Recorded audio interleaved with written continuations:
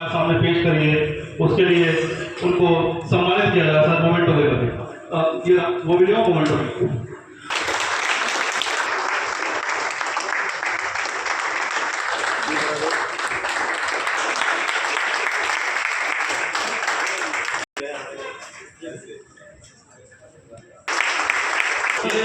इस टाइप की प्रस्तुति मिलता है आपको तो मैं जयंती डॉक्टर भीमराव अम्बेडकर जी के जन्मोत्सव पर आप सबको बधाई देता हूं कि आप लोग दूर दूर से यहाँ पर पधारे इस प्रोग्राम में चर्चित हुए।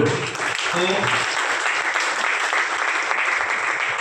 क्योंकि वक्ता एक ऐसी चीज होती है, ऐसा ज्ञान होता है, तभी तो उनको वक्ता कहा जाता है, क्योंकि वो अपने ज्ञान से आपको संदेश देंगे और उस ज्ञान से हम लोग कुछ ना कुछ सीख के जुड़ जाएंगे यहाँ से। तो मैं बुलाना चाहूंगा वक्ताओं के रूप में, सबसे पहले मैं बुलाना चाहूंगा हमारे बीच में उपस्थित हमारे circle secretary NFT Shri Sompal Saini जी।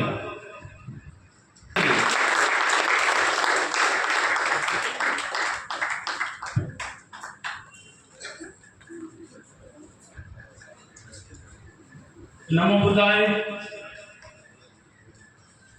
बाबा साहब ज्योतिबा फुले, माँ सावित्री बाई को नमन करते हुए मैं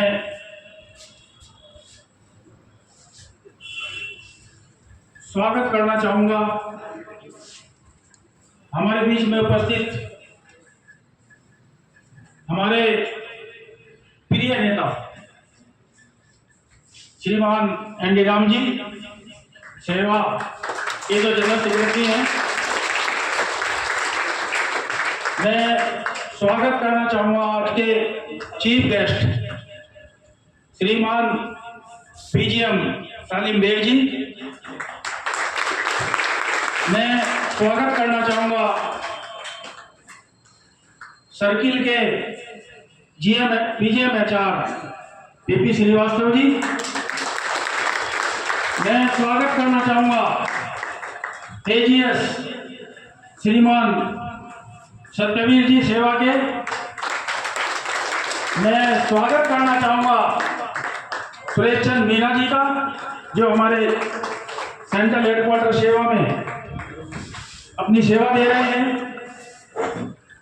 मैं स्वागत करना चाहूंगा परिमंडल अध्यक्ष सेवा के डीजीएम श्रीमान बलबीर सिंह जी का। मैं स्वागत करना चाहूंगा चीफ एडवाइजर श्रीमान नरेंद्र कुमार जी का सेवा के। और मैं स्वागत करना चाहूंगा श्रीमान कैलाश गौतम जी, जो AIBSNL के सर्किल सेक्रेटरी हैं। मैं स्वागत करना चाहूंगा हमारे डीजीएम और PRO CGM श्रीमान भूपेंद्र कौशिक जी का। और मैं स्वागत करना चाहूंगा तमाम सदन के बैठे सभी डेलीगेट साथियों का, डिस्ट्रिक्ट सेक्रेटरी का, सर्किल बॉडी का और उनके चीफ, जो इस सेवा के संगठन को सुचारू रूप से, मेहनत से और एक बहुत ही बढ़िया ढंग से मेरे साथ कंधे से कंधा मिलाकर चलने वाले मेरे भाई विकास गौतम जी, जो सर्किल सेक्रेटरी हैं सेवा के। साथियों,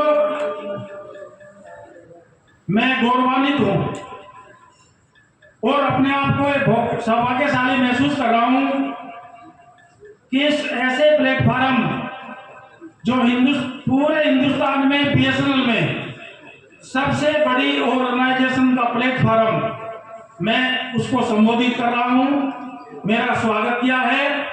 आप असमंजस में होंगे कि इस प्लेटफॉर्म को सबसे बड़ा कैसे कह रहे हैं। मैं स्पष्ट करना चाहूंगा, सबसे बड़ा ऑर्गेनाइजेशन इसलिए है कि अगर NFT काम कर रही है तो उसमें ग्रुप C और D का कर्मचारी काम कर रहा है। अगर BSNL EU काम कर रही है तो उसमें ग्रुप C और D का कर्मचारी काम कर रहा है, उसका मेंबर्स है। अगर SNA काम कर रही है उसमें सिर्फ ग्रुप B और वर्ग के अधिकारी हैं। तो इसलिए सबसे बड़ा संगठन सेवा है, जिसमें ग्रुप डी से लगा करके ग्रुप 1 तक के अधिकारी मौजूद हैं।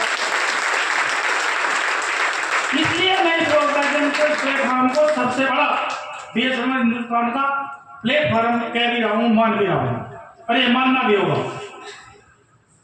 साथियों,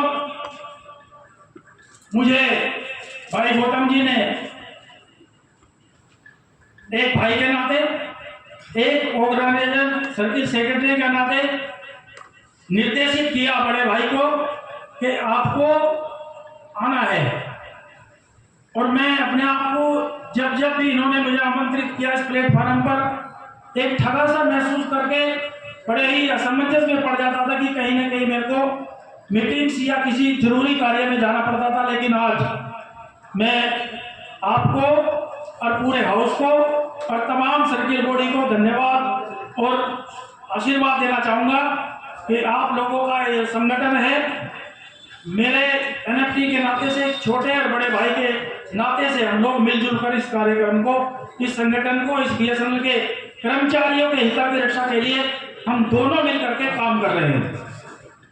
काम इसलिए भी कर रहे हैं कि श्रीमान एनडी राम जी का आशीर्वाद और इनका सहयोग हमेशा से, जब से ये जीएस बने हैं, एनएफटी के साथ मिलकर के और इन कर्मचारियों की समस्याओं का निदान करने के लिए, समाधान करने के लिए एक दूसरे को, हमारे जनरल सेक्रेटरी सी सिंह जी के कंधे से कंधा मिला करके एक दूसरे के पूरक होकर के ये लोग काम कर रहे हैं।